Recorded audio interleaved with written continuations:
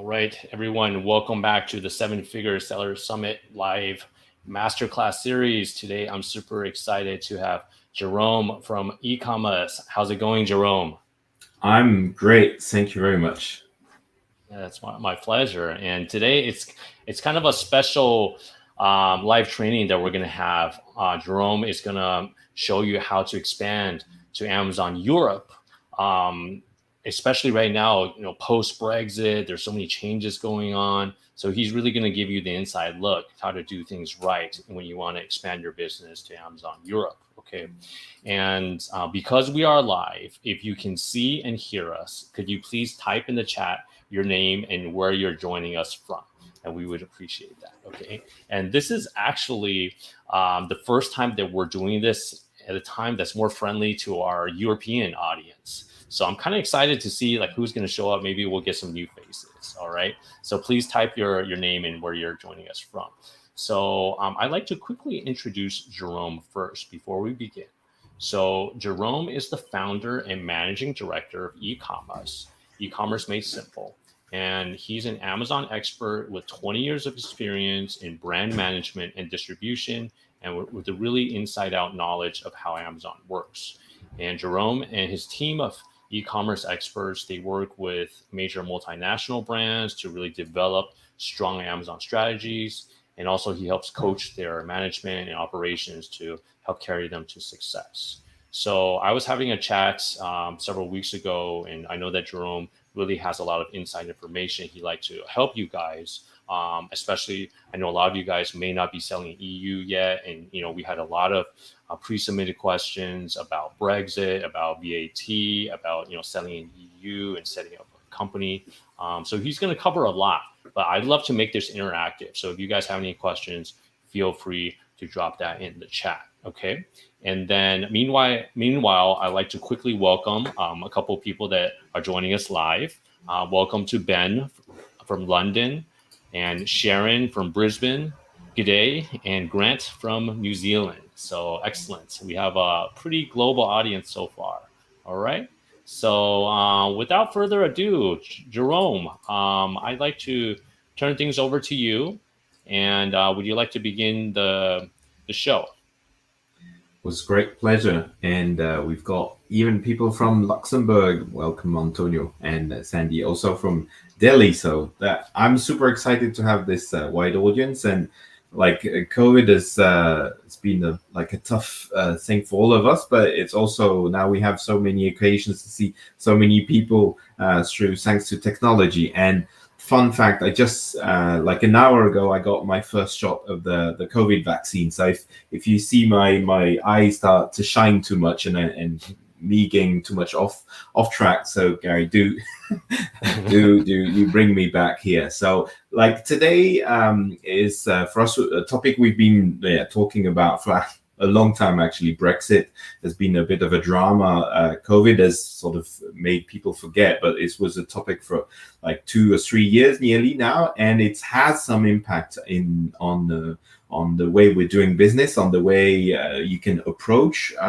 Europe and doing business in Europe. So the idea today is really to go over what it means and share what we've been doing and how we've helped brands navigate that, and what we believe are the best strategies to go around or to make them not being hurt too much by the changes on Brexit. So if anybody's got questions, I'll be happy to. So Gary will help me also with the questions, but you do ask them as soon as you want, and I'll be happy to do my best to answer all of them. So the topic here is really Brexit, Amazon, and therefore very much Europe. So 2 words about ourselves. e-Commerce is an agency which is primarily based in Europe, but we have an office also in India. We've got a big team which is speaking, I think, more than 15 languages now.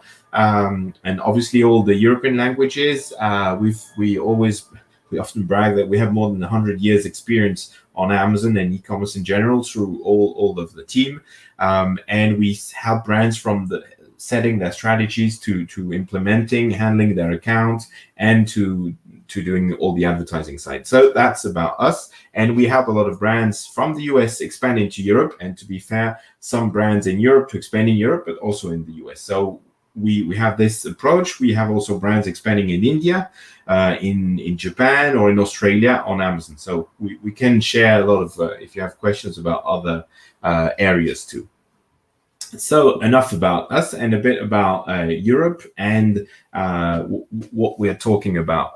I know I've seen on the questionnaire there were a lot of people which were coming from the US. So I like to share this map of, if you were taking all the states of the United States and you were putting them into Europe, you can see that actually Europe is bigger than the US. It doesn't cover all of Spain, for example, and you've got some countries which are left. For example, Sweden, which is an Amazon country, is not covered. And it's just to give an idea that actually the European market is bigger than the American market altogether. The thing is, the big difference is that you have different languages, some different currencies altogether, and that each country separately you have to break into. So the main difference that, although in the US you would grow much quicker, you can lose much quicker also. In Europe, you have to build like country by country patiently. But once you're inside, it's very difficult to get you out first, because someone has to go through that country by country approach. That if you like lose, or if a big competitor comes in one country, you've got still the others to protect yourself. So there's an element of Europe being so many different markets, and with all those complexities, for those who understand it and can control it in a way, they will be in a strong position. Because we've been with brands in the US, if you have all of a sudden a strong competitor comes and you lose a buy box in the US, like all of a sudden, poof, you lose everything. In Europe, you will lose a buy box maybe in the UK or maybe in France, but not in Germany. So you have this thing which will be a much more balanced thing. And Brexit or not Brexit, it still gives you this huge opportunity of a huge market, which is also much easier to control. Now, if we look at the Amazon side, which is the graph on the right, is that even though that's 2017, it's more or less the same. It's like the biggest market in Europe is Germany for Amazon, clearly by far, and the second one is the UK. The other ones are quite far away. So you have those two major ones, then you will have France, then Italy and Spain are battling, and then below you will have the Netherlands and Sweden, and now Poland, which are starting, and Turkey will be a bit behind. So that's sort of the landscape of where you are, and who are the most important markets you want to be in. Now, if we go a bit more details. That's the same map, so that's a fun fact. But what I wanted to show here is that the political environment of Europe is a bit complicated, because you have some countries with the same currency, the euro. You have some countries which are parts of the European Union, and you have some countries which are friends and are inside the custom area. And those three realities are different. So navigating Europe, it can be complex, and you can see that the European Union in blue is quite a big custom zone. Now, the big difference is that the UK got out of that custom zone, and that means in terms of importing, for example, that if your products are in Europe, for example, in mainland Europe, and you send them to the UK, you will have custom duties. Now, if you have a product which has gone once through the customs, normally if it's Europe-based, once it's done, it's done. Well, the complication comes if your product are coming from China. If you send them to Germany, you will have to pay customs in Germany. If you send them again afterwards to UK, you will have to pay a double time customs. So it has complicated the supply chain part, and sense that if your products are outside of the Europe, you will have to ship one part to mainland Europe, so that could be Germany, France, Italy, Spain, or Sweden, and one part has to go to the UK differently. Otherwise, you can't move from one country to another without having some customs and duties and going through customs again. So that makes a big difference, because before, the UK being in the same sort of customs area, you didn't need to do that. So in terms of planning, you need to think about, okay, the UK is like a different continent a bit, like where you have new customs and new duties and new VAT stuff. Okay, so that's the first thing you need to be careful about. Gary, Jerome, can I Yeah. ask a quick question? I think that's a very important fact to consider.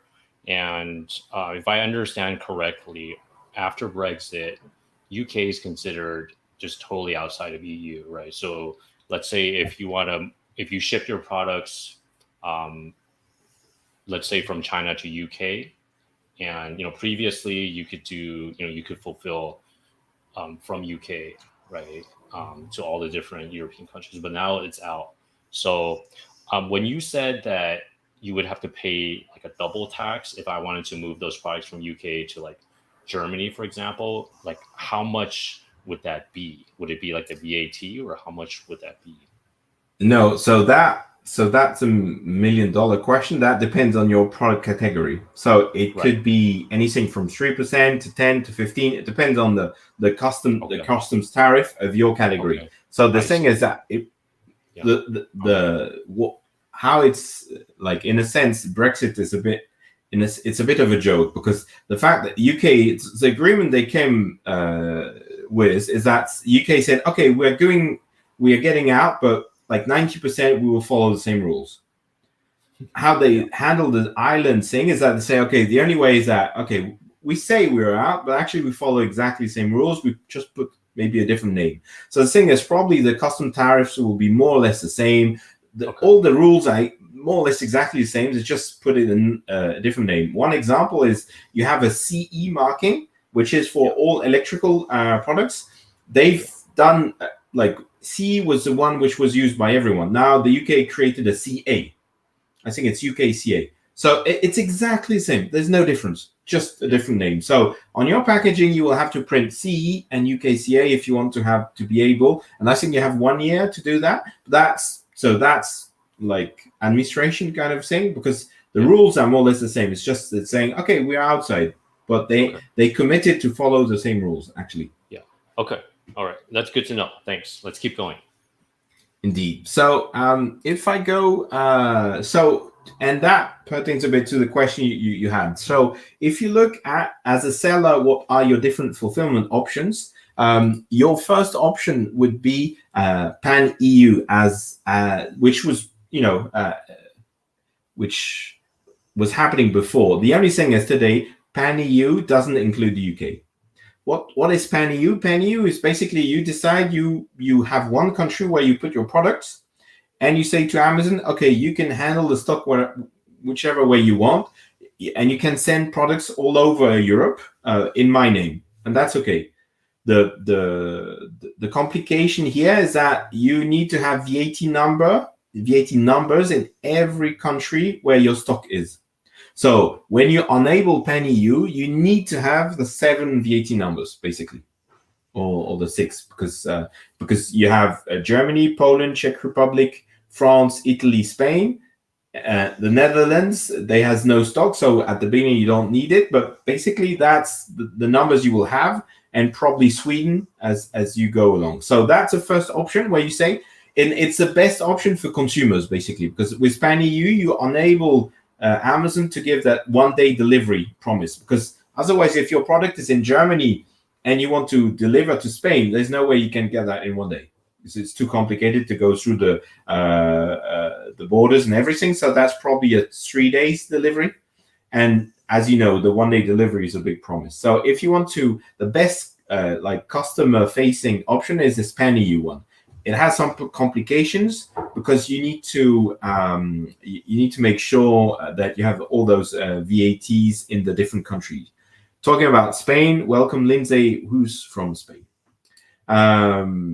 The second one is the option I was describing is EFN, which stands for European Fulfillment Network. Basically, you say, okay, I put it in Germany, and I ship it to every country. I don't want to have stock in every country because I don't want to have VAT numbers everywhere. I want to have one country, and I'll talk about it. There's an implication for VAT, and I'll talk about it on next slide. But the idea here is you say, okay, I use one as a hub.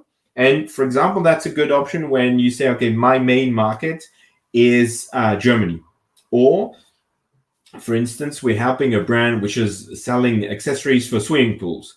Okay, swimming pools are mostly sold in south of Europe, right? So you could say, okay, I base myself in France or in Spain because that's where I want to be, and the other markets are much smaller. Okay, so that's a second option. And the third one actually is you need to look at the UK separately. And the UK, either you stay in the UK and you address only the UK, or you can use also the UK to ship in other countries. The thing is that that's very complicated because you have to go through customs every time. So the best option actually is you have UK for itself, and then you either use EFN or Pan-EU for the rest of Europe. And our recommendation, like if you are customer facing in terms of best customer services, having one warehouse in the UK and one Pan-EU, so, and starting, for example, from Germany, if your warehouse is in Germany or in Holland, that's probably the best option for customers, like the way you will please most customers. However, it's most complex to put in place, obviously, because you've got this VAT and logistics things where you have to ship products to the UK and you have to ship products to Europe or to one of the countries in Europe. Anybody's got any questions on the fulfillment options? If not, I'll go on. I can still go back to it because the next point is one which is super important and quite complicated, which is VAT. So you need to know that Europe likes being a bit complex, and because each country wants to run their own show in a sense. So in terms of business, that makes it a bit complicated. So first is that the VAT rates can be different from one country to another. That's the first thing you need to know. And they evolve. For example, last year, Germany decided to reduce their VAT to boost sales during COVID, specifically sales of cars, because VAT, like 2 points of VAT on a car is a big amount, right? So they wanted to support the automotive industry, so they reduced it. So for a certain period of time, it was 19% instead of 21%, and it's like it's 20 or 21. I always have to check because you can see it's like you have to keep on top of the numbers. But that's typically okay. As a seller, you need to say, okay, do I adjust my price when it's moving 2%? What do I do? So that's typically okay. The questions you could have when you're selling into Europe. To be fair, it doesn't happen every year. That was very specific, but each country will still have a different VAT number. That's the first thing. The second thing you have to note, especially if you're from the US, that will be a surprise to you, that in Europe, all prices which are displayed are always with VAT. When a European goes into a shop in the US, he's always surprised because he sees a price tag and then he goes to pay, and then the amount is higher than on the price tag. And say, what happened? Like, what? And so in Europe, it never happens. The price tag always includes VAT. So that means when you're putting your price in your seller account, you're including VAT. So you need to know how much VAT is for each country, and you need to adjust depending on your country. And some countries, like Northern Europe, for example, Denmark, have 25% VAT. The rest normally are around 20%. But that you need to be careful and to check before you set your prices. That's the two first things. Now, how the process works is that the rule for VAT is that you are due to pay VAT in the area in your country where you stock your products. So if you stock your products in Germany and you sell to a Spanish customer, you will be deemed to pay VAT or to repay VAT to the government in Germany, because the stock is based in Germany. Now, if you put a stock in Germany and a stock in Spain, and the Spanish customer buys in Spain, you need to declare VAT in Spain. That means you need to have a VAT number, and that's a big process because each country has a different process to give you a VAT number. And to give you an example, Italy, you would get it within 1 week. UK, probably two weeks if everything goes well. And up to the most complicated one, which is probably Spain, which could take 6 months. So you need to understand that, okay, so if you decide to do Pan-EU, that probably will take you, between 3 to 6 months before you can really do that pan-EU thing. So selling in Europe means a lot of retro planning and preparation, right? Now, you can, in the short term, still say, okay, I stay in Germany and I sell from my products from Germany, for example. Because this rule of, okay, you declare the VAT in the country where you are. Now, in terms of the process of how the VAT is paid, is Amazon will pay the VAT directly to the government. So Amazon collects, let's say you're selling a phone, right? You sell phones and or whatever, this piece, and it sells for 10 euros net, 12 euros with VAT. The 2 euros, Amazon will keep the VAT, the 2 euro VAT will keep and give it back to the government. So you don't have to worry about paying it back to the government. What you need to worry about is you need to file it. So the government will expect you to file, okay, tell the government, I gave you, so you received 2 euros in my name in terms of VAT. That's where, so these are the two things. You need to create a VAT number or ask for a VAT number. And then you need to file those VAT reports. And depending on the country, it could be on a monthly basis or it could be on a quarterly basis. Okay, so these are the basic principles. And if anything is unclear, you can ping a question. But so that's for the principle. Now, there's been a change which is happening on the 1st of July. And they call it the one-stop shop. I think that. So Europe has decided to simplify its VAT process. In which sense is that now, if you're selling from, if you decide to base yourself in only one country, you will be able to declare VAT for all of Europe in that country. Before, like actually today, if you're based in in Germany, and you're selling in every countries, there was thresholds. That means if you were selling into France, after some amount, so it depends, every country is different, could be 50 to 100,000 per year, you had to declare VAT even if you didn't hold stock. So the European Union said, okay, let's simplify, which honestly is a great news. So basically with this one-stop shop thing is that you say, okay, however big or my turnover is in other countries, if my stock is based in Germany, I need only to declare in Germany and I don't need any other VAT numbers. So if you were to decide to stay in one country, that simplifies your process very greatly. And the idea is that specifically if you're starting and you don't have so many funding, or you want to simplify your whole process, you can use that and say, okay, let's start in one big country, for example, Germany, but that's a big one, and focus on this one and do all the sales from this country. And that's thanks to the one-stop shop thing. Now, this one-stop shop only works if you select the EFN option, the option with only one warehouse. So if we come back to here, it only works in the option 2. In the option 1, if you remember the first rule, if you have stock located in a different country, you can't do the one-stop shop.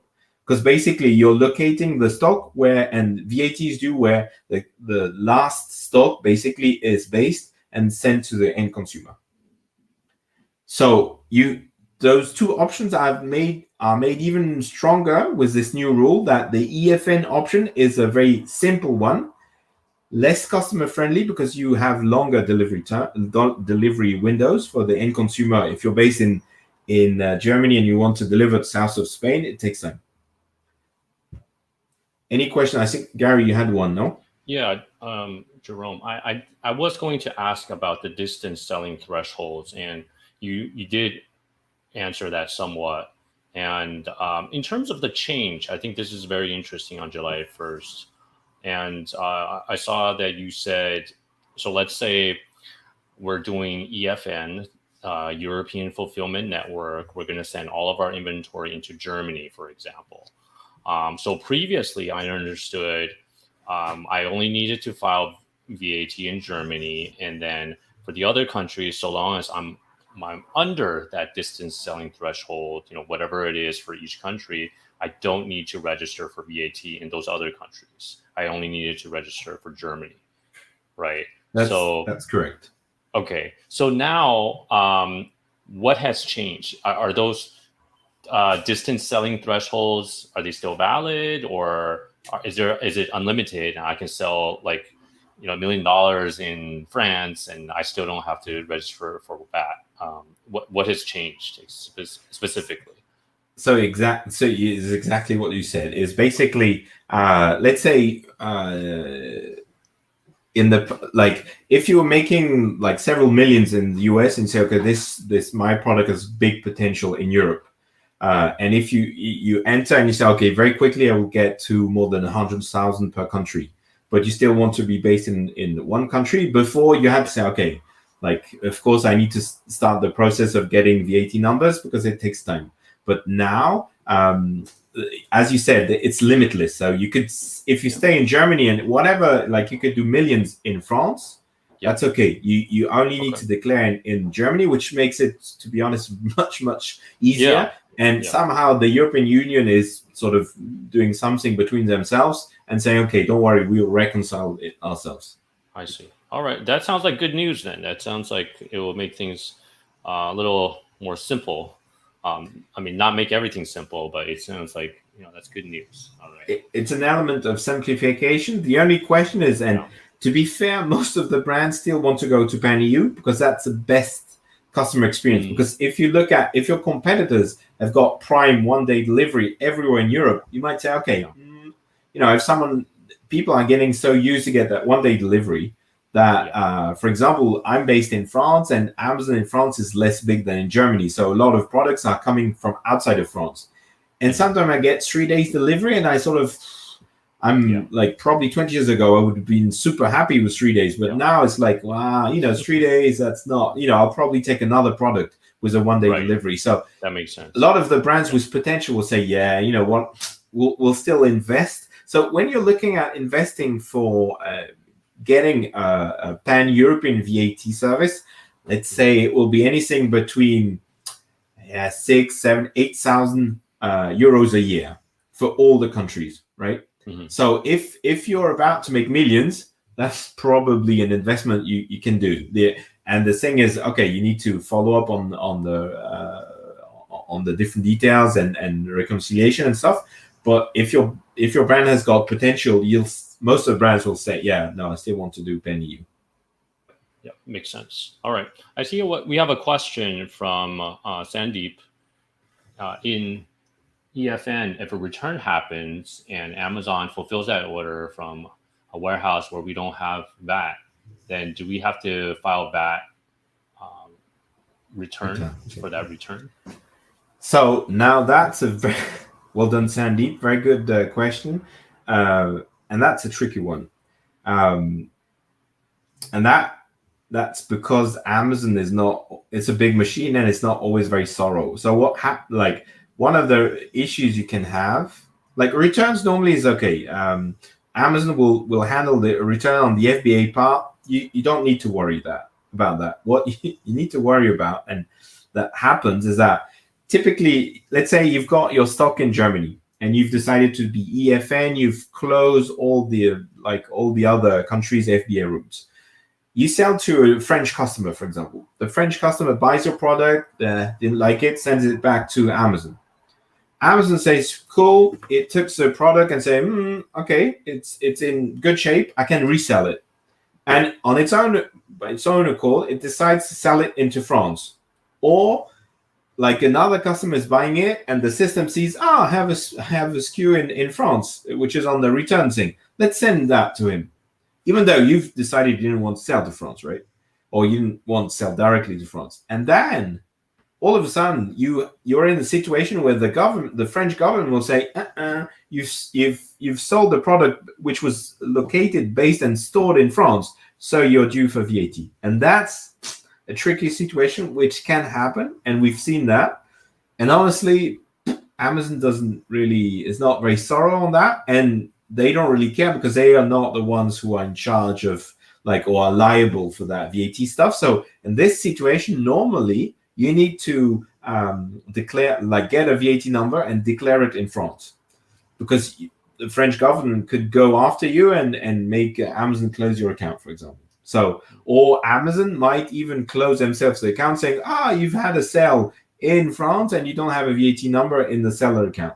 So, and that's typically where you start to say, wow, that's one of those crazy stories you get only with Amazon, because the system, like they have different systems working with different targets. So normally, so my response is like, normally when returns comes, you don't need to worry. The only problem is that if Amazon keeps it in France and sell it, that can be a problem. Yeah. Is there a way that you can turn that option off, or you can, destroy all of the returns? I know that. What do you say to that, Jerome, in your experience? Like you can decide to ask them to destroy like defective returns or returns which are working. The problem is that Amazon is not transparent on the returns which are, because sometimes they do wholesale deals that they're not very transparent on what's happening there. True. That's true. So to be fair, the safest way is just, like, for example, you're in Germany and you decide to sell only to Germany. That's you're losing potential. So for me, that's why the one-stop shop is a great thing, but end of the day, the system will push you in a way to be pan-EU. So like you've got two options. Is either your market is very like country specific. Like we have a customer who's selling lamps, a specific design which really works well in Germany, but the other countries never sold it. It's like in this case, you say, okay, you might as well focus on your own country and build that a success. If you believe, which to be fair, in 95% of the case it's true, if you believe that your market is actually in all of Europe, like the Amazon system is not reliable enough in a sense to be very like thorough, as I said. And you could say, okay, then you make a step-by-step approach where you say, okay, when should I start in which country? And then I plan that, and you just grow step by step. Yeah. No, that makes sense. It's like one of the risks of doing business, right? I mean, without any risk, you're not going to get out on the reward for all of those other, potential businesses and countries. So yeah, that makes a lot of sense. And thanks, Sandy, for that question. That was very insightful. All right, Jerome, shall we keep going? Yes, we will. So, and that's sort of a bit of a wrap up and what we would recommend for everyone wanting to expand into Europe.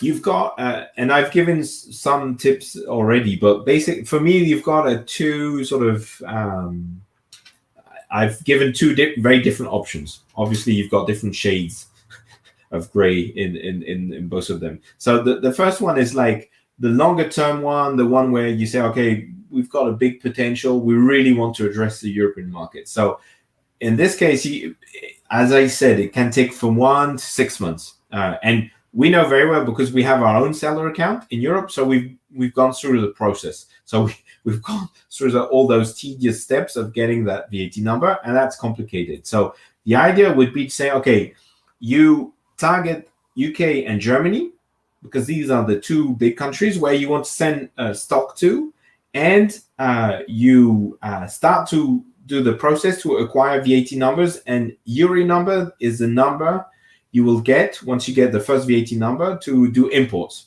So you select those two, you get VAT number in the UK first because that's easier, and you rush to get the German one, and you start from there. And then as soon as you unlock the different countries with the VAT numbers, you start to expand, and just take it one step at a time and send stock little by little, just to test to see how things are going. So the long-term thing is you focus on those two big pillars, UK, Germany. You send stock there and you build from there, let's say, and with a view to be pan-EU compliant, let's say, or with the pan-EU system. Now, if you really want to rush, like I want to go in Europe and I want to be there on the 1st of July selling, that's possible. The way to do it short term, and it can take 15 days, is you use Italy. So you can, Italy is the simplest country to get into in terms of Amazon. So you create your account, you list your products, you ask for VAT, it takes like a week, more or less. you send your products. When you send your products, they give you a URI number already. That's very, very streamlined. So in 15 days, you can have your products into your account in Seller, and you can start to sell using EFN. And that's super simple. Specific, like the last months or two, Germany has had a lot of issues with warehousing because they don't have enough space. So they've issued new rules. So they're asking people to send less stock because they're having troubles. We have a lot of situations where people have sent a truck, the truck couldn't deliver, was sent back, and that's specifically Germany. Italy is much smaller. You don't get these problems. So it's much easier. And so you can go very quickly. In those two big countries, the UK and Germany, like we've had situation from, for example, in the UK, because of Brexit, the customer had sent a container from South Africa and it got blocked. They had to send the container back to South Africa and again send it. So obviously we were out of stock for a long time and you lose enormous sales. So Europe is a big potential and you can win. But you need to have a strategy of step by step. It's focusing on one country, being successful, preparing for the next one, and once you've got a bit of meat on your bone, basically you go on the second one. Excellent. And that's so that would be the wrap up of I wanted to share most like you, but I see we have questions. Sorry to interrupt. That was a great recommendation. I like how you broke it down between long term and like a fast track short term strategy. And we have a question from Con Kip, who asked, what is the cost for VAT and AORI numbers in EU and UK? And I would like to ask, what's the amount of time it takes for these as well, for EU and UK?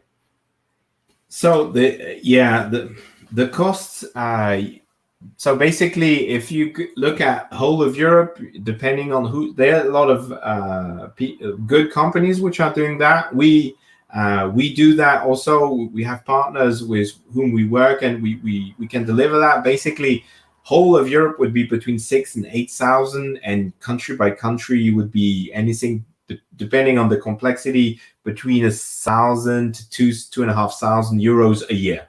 That's basically per country. How you get, the more countries you get, the more bundled prices you have. UK would take a very short time, so like 2 weeks. Germany, as I said, it's more about 3 months. France is on that path also. Spain is very complicated because they ask notary documents, which you have to go to a notary to send to them, and that depending on your side, that's more work for you. So that takes from 3 to 6 months. So in total, you can get the first ones within the first months, and then a big bulk within 3 to 4 months, and the rest within the 6 months. Costs, you can 6,000 to 8,000 in total. To get the VAT numbers is not very expensive. It's a filing which takes time, and you need to have a certified people accountants which will do the filing every month for you to the authorities. So you have to file every month. You have to file every for the filing. Let's say for Germany, for example, how often do you need to file?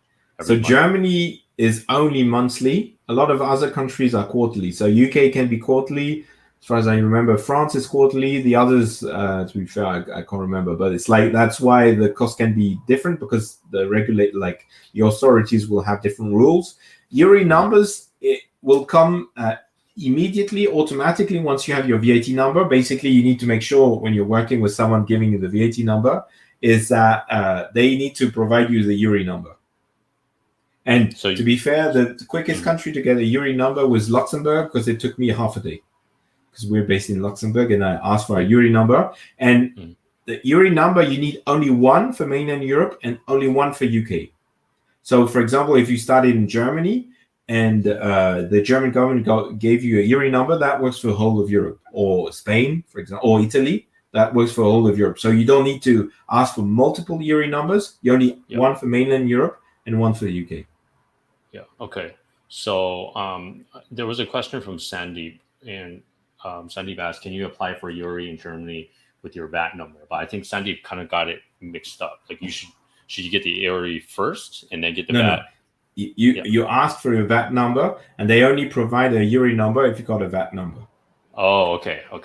All right. Because what happens is when you import, you want to link because you will be paying taxes and VAT on those taxes, on customs duties and stuff, and you want to link those costs with your VAT number so that you can sort of get back those costs in a sense. Okay, makes sense. All right, thanks. We had a question from RM. Yes, the replay will be available later, so you can definitely check that out. And I know some people in the US, it's very early; they're probably still in bed. So for our American friends, you can catch the replay as well. And a follow-up question from Konkip: do you need fiscal representation for VAT filing in each country?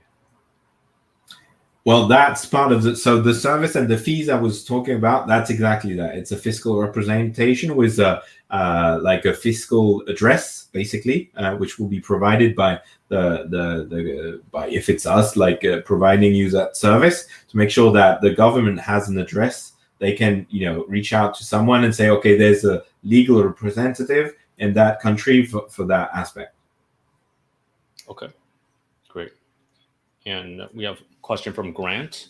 If you start with two countries, say UK and Germany, and operate pan-EU, is it a requirement to have product labeled in German for Germany and English for UK for the same ASIN? So yeah, all countries in the world will tend to ask for labels, at least in their own language, and instruction manuals in their own language. Depending on your category and what the type of product you have, it will be more or less enforced or mandatory, right? So the idea is that if you want to sell in Europe, you need to have labels in the local languages. There are ways to make it not too expensive. You could have something a sticker you put on the packaging, or it can be a flyer you put with the product. Some are a bit borderline, so it depends. If you're selling nutriments or house product, that could be a touchy subject. If it's like general products, my recommendation is always put as one of the pictures on your listing, your labels or the instruction manual, so that at least you can say no, but actually you've bought from it and you've got access to that documentation. So at least that's a workaround. In terms of if a legal team had to look at it, no, probably they would push you to have really on the packaging itself all the details. The fact is, for consumers, if you put yourself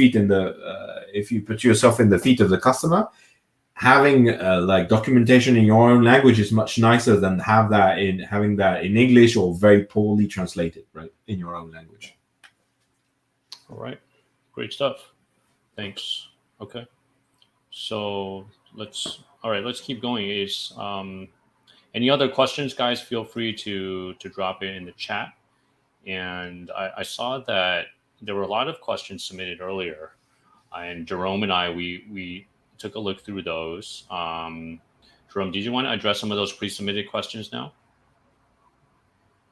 Yeah, there was a few of the question was a lot about Europe and about the VAT and how you file that. So in all of those questions, because sometimes even after webinar, it's still a bit confused. My recommendation is really try to talk to. There are a lot of companies which provide good services. Is go and have a talk with someone on how they can help you expand into Europe, because the VAT part and the fiscal part is the first sort of building block. You need to have in control, and like I said, because it takes some time, you need to really anticipate. It's like if you want to be selling for Black Friday this year, you need to do it now, right? Because otherwise you won't be in time. And like November, December, or even October, the stocks start to pile up, and Amazon's got some restrictions, so you want to be earlier enough to have your products there. So yeah, do take a lot of time. Yeah. Okay. Excellent. We have a couple more questions. Konkip, in the services you offer to sellers, can they be custom made to the needs of the seller? Of course, like it's our service is more about value add than really like it's like Amazon is each time we open a new account, we have new issues and new questions. So obviously, the principles we have a growth model basically where we start with strategy, looking at okay, what type of products, where we want to start. As I said, which fulfillment method, what buy box issues, distribution issues. That's strategy. Then looking at okay, operations, who's going to do what. And then the two different things we look at is conversion rate, so your content. Do you have a good content to address your customers throughout Europe? Is it localized? Is it translated? And the last thing is, okay, advertising, bringing traffic to your pages once they're really good. So the principles are the same for everyone. Like to be successful is you need to have a great conversion rate. But if you want one metric or one takeaway, that's one. So now how we get to that will be different for every seller. And in this sense, it's really custom made. Now, one strong thing is that we work with brand owners, because on Amazon today, if you're not a brand owner and you're not brand registered, it's very difficult to push your products. It's only a price war, and we're not very interested to go into only price war, but building brands. Yeah, makes sense. All right. So let's keep going. We have several other questions as well. And is there anything else in the slides you'd like to show, or should I remove this slideshow? Yeah, you can remove. Okay. All right. So Sandeep had a follow-up question. Do we need to file any other returns in any country other than the quarterly return / monthly return in Germany? Well, it depends where your stock is located. If your stock is only in Germany, you will have only to file those in Germany. If your stock is in other countries, you will have to file in other countries. Now, in Germany, it's not quarterly; it's monthly. If I understand well, returns. If you're talking about like VAT compliance, that depends on where your stock is. Okay, excellent. And next question is from Bennett. If you use pan-EU and send goods to fulfillment centers in EU under DDP basis, that's delivered duties paid from China, can we claim back VAT from the relevant EU country? So that's a wonderful VAT question. Thank you very much for that. VAT is so fun. So the answer is yes. What happens is that's why you need the URI number and you need to have the VAT number. It's because when you pay the VAT, the import VAT, it will be linked to your VAT number. So what you will have paid will be deducted from what you're receiving from the customer. So what happens is when you will be doing your filing or your compliance for the VAT side, the government will see that on your VAT number you paid a VAT on your import, right? And they will see you're getting VAT from end customers. So what happens is Amazon will be paying that amount to the government, and you will have to file to say, hey, the government, you owe me some money because I paid you a VAT, which should be given back to me. So yes, you can claim that back. And that's why it's very important to make sure that you have the URI number and the VAT number before you do the imports, so that they can reconcile your import with your VAT number. Okay, excellent. And Sandeep followed. Yeah, that was to his former question. So yes, so in that case, it's if you're so specifically from 1st of July, if your stock is only in Germany, your reconciliation will be only in Germany. Now, that works only if you didn't if you had to create VAT numbers in other countries, you can't give up on them. It's like you have those VAT numbers and you still need to file compliant. That's a problem. Is once the government has you in the list, you still have to, even if it's zero, you still need to file for that. So the one-stop shop thing will start only for the new ones starting from July 1st. Okay. And Jerome, I'm curious, in terms of the filing and the paperwork and the whole number of man hours, how does that look like for, let's say, for Germany, if you got to do this monthly? How does that look like for the average seller? So, if you're using a company such as us, it's there's zero time, because you give access to your seller account. They will download the reports and do the filing for you. So that's 0 times. So it's actually quite simple to do that. And one note is that sometimes Amazon will offer you that for free for 1 year. So my recommendation is not to do that. It's like they go through a good company which is called Avadara, but it's in a way which is free, which doesn't make sense. And most of the time you end up with something which is not really well filed, and you have to take over after some time. And it's like you don't want to have that happen because it's a mess. And for me, I'm not saying that because that's a service we've included. It's just because the cost to do that properly is not super high. And don't anything which is free, you need to be careful with Amazon because it's in their benefit, right? And one of my strategy teachers said always, if the product, if it's free, you're the product. So it's like they are trying to get you, and like they're making it super easy, but there's nothing easy about VAT. So yeah. And Amazon not being a super themselves, when you're a vendor and you're selling with them, they have a lot of issues themselves with VAT.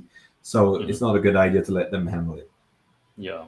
And if I understand correctly, you said roughly for one country, let's say for Germany, it would cost about €1,000 per year to. It would, to do yeah. So Germany is more expensive, so you would be more around the 2,500 a year. Some countries are easier, then it's cheaper. So that's sort of the roundabout figure. Okay, great. Thanks for clarifying that. So we have some more questions. Let's keep going, guys. We have a couple minutes left. Concave asks, do you help brands from hijackers, and how? We don't specifically work on hijackers. We help brands grow. And as we help them grow, if they have issues with hijackers, yeah, we take care of that. We've got a legal side, and we've got lawyers which are specifically good on e-commerce. And then, yeah, we do what it takes to get them removed. But it's not something we focus on specifically. Sometimes, depending on how you set up your products, how you certify your product, it can be very complicated issues, and it's difficult to like give a promise without it takes a lot of time. That's for sure. Okay, great, thanks. And next question from Lindsay: if you are selling from UK Amazon only, and a customer orders from an EU country, will there be extra taxes for either seller or customer? That's a very good question. So normally, yes, there should be. So thank you for that very nice question. I believe I think you can't really now at this stage. I think it's blocking you because there is an issue of like you need to pay customs at one point, and you need to have someone who's like responsible for importing the product into Europe. So, like you have to have a fiscal representative or a brand representative. So you can pay now Amazon for them to do it. So if the product is EU based and was from the EU, it should be possible because there's no customs. If the product is China based or like outside of EU based, it's probably complicated. To be fair, all the brands we're working with, we're getting them to have stock in the different countries. So I think you're going into a lot of trouble if you're trying to fulfill EU orders from Amazon UK. Okay. But if you want me to dig, just ping me afterwards. We can dig into exactly if that's allowed. I believe there's limitation today to do that. Yeah. Okay, that's great. We have a couple more questions left, but I wanted to offer an opportunity for you guys because Jerome has very generously offered complimentary 15-minute consultation call with e-Comas if you're interested in learning more. So did you want to talk a little bit about that? And then I'm going to share the link in the chat for people that are interested. So yeah, we specialize in helping brands grow on Amazon in Europe, but also outside of Europe. But so if you're a brand, you've registered your brand and you want to have more advice of, okay, on all those issues about VAT, about how to expand, like you go onto www.ecommerce.com/calendar, and you can book time with one of our experts who will go through it and see if there's anything we can help you with, or how we can take some of your specific issues and be of help. What we like, the things which are complicated is if you don't own a brand and you've got hijackers problem or a very specific problem, it can be complicated sometimes to like find a way to help you specifically. So for us, it's like the if you don't have a brand, like think about registering a brand and to be able to have much more power on Amazon. Otherwise, it's very difficult to find your way through the Amazon maze. Okay, excellent. So definitely check out this opportunity to connect more with Jerome and his team if you'd like some help expanding to Amazon EU. And then the URL is e-comas.com/calendar. And then I've shared the link in the chat as well. We have a couple more questions before we're out of time, guys. So Concip asks, is there any difference if you register now for one-stop shop or after July 1st? Not any difference I know of. The only thing is that make sure you don't go through any threshold before the 1st of July, because then I don't know what happens if it triggers the fact of having to register VAT numbers. So just to be on the safe side, try to register as soon as you can. That would be my recommendation. Okay, great. And I want to get to some of the pre-submitted questions, so I'm going to read off a couple with our remaining time left. One person had a question about expanding to EU in terms of how will I know if what I am selling in the US will work in the European markets? Jerome, any advice to them? Wow, great question. My gut feeling, or like simple response, is like look at what's happening on the European market. Make a research on amazon.co.uk, amazon.de, look for the products, look for similar products. And if you see you've got tools like such as Helium 10, which will give you an idea of how big the market is for those products. And that's the first thing you have to look at. Second step is, talk to an agency like e-Comas, and we'll help you understand the potential and what's behind it, the number of demands for the researchers for keywords around your products. That gives you an idea. Perfect. I want to talk a little bit about logistics, because it seems like 2021 logistics is really the $1 million question, whether you're going to make it or break it this year. How is it looking in terms of the Amazon, the IPI restrictions in Europe? And then would you recommend any 3PLs to kind of circumvent these low restock limits? What are your thoughts on that? That's indeed the $1 million question. Clearly, Europe is lagging behind in terms of logistics and logistics suppliers in the same way you have that in the US. Why? Is because it's very complicated to do logistics between countries. Like having one country within one country is like you can optimize it. As soon as you have another country, it's another legal entity.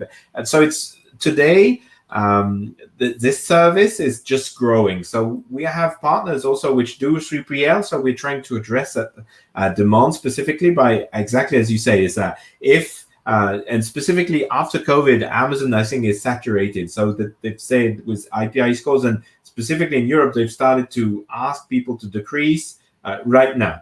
So you're right. In those instances, then you can say, okay, having a stock and having, for example, a warehouse in Holland, like we have with one of our partners, is a good way, because your container arrives through Rotterdam and you put it in a bonded warehouse, so you don't have to pay customs, for example. So there are ways to go through that. And if you have questions, just come to us. We'll see how we can help.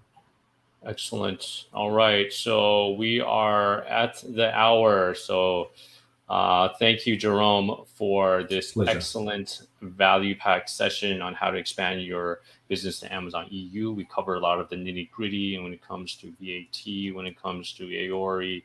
I love your breakdown between like the short-term and strategy with Italy versus the long term with UK and Germany. So you got the whole base covered.